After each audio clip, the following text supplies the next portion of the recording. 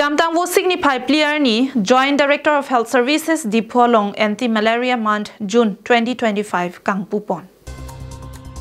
Lason si aning kanwanga son thak sipining le thota NCVB DC Karbiang long pen pater pipon si Anti-malaria month Surinira inkora pho Dr. Borsing Rongpi Joint Director of Health Services Karbiang long arideng pen ingpu pon lo. Radaphan malaria akeso pen kapajogji aphan pura Joint Director of Health Services Karbiang long pen pinangan bor iponsi mesen ang thek long pon lo. Lason si malaria akeso kepavedeji aphan alang litum pen claim pon pomlo.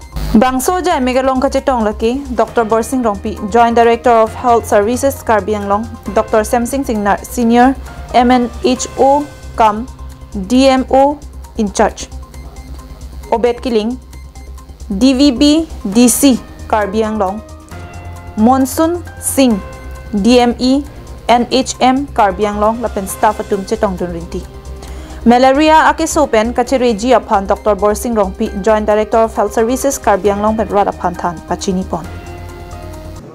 Anti-malaria month la June chekloi jon kisi program ke endo bangsa program Karbiang long lapen ke all Assam pen pache tondun lapen all India pen pache tondun la bangso akerap ilitum Honorable CM Sir Dr. Tuliram Rong Hang Him pen akerap lapen ke ilitum Honorable Chief Minister pen akerap lapen ke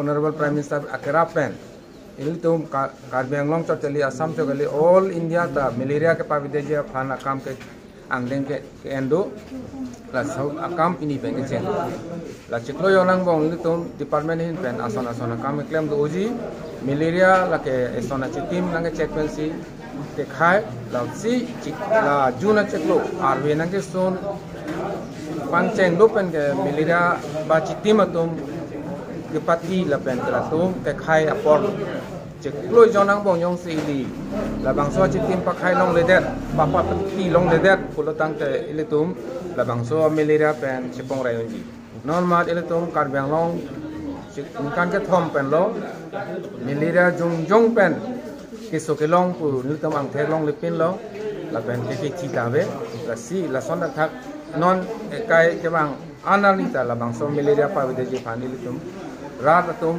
kadu betanang cerap nahi la senang tum la media hin penta la bangso lam nang cepang pache thangra ni tum long la bangso malaria Karbiang long pen Assam pen all India pen ta kepadu dei phan nang cerap itu tum ni. News report Karbiang long live.